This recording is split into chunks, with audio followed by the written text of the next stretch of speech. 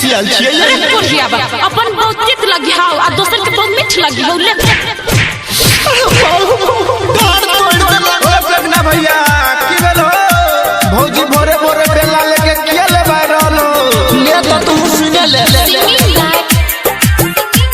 अनिल यादव एगो छौरी के दलिया मिठाई मौगी बेलना से करैया पिटाई एगो छौरी के दलिया मिठाई मौगी बेलना से करैया पिटाई नहीं सुनैया बात खाली मारैया लात मांगी खाना कल दैया धमकाई मौगी बेलना से करैया पिटाई मौगी बेलना से करैया पिटाई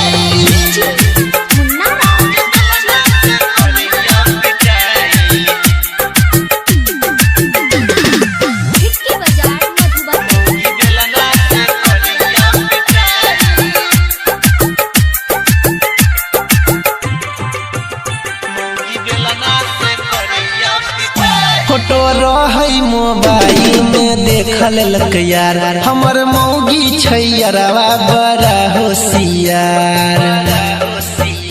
फोटो रही मोबाइल में देखल लक यार हमर मौगी छैयरवा बड़ा होशियार केलक कोनो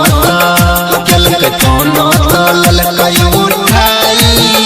मौगी बेलना से करैया पिटाई एगो छौरी के दलिया मिठाई मौगी बेलना से करैया पिटाई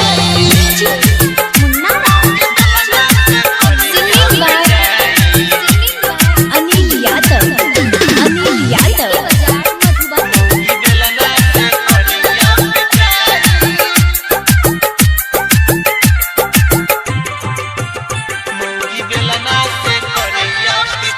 सनी अनिल बताबै की करियै उपाय जाके परबिन देवेंद्र दहिन समझाए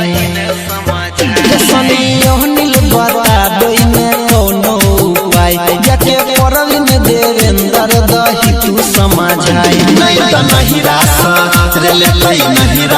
भाई के बोलाई मौगी बेलना से करैया पिटाई एगो छौरी के दलिया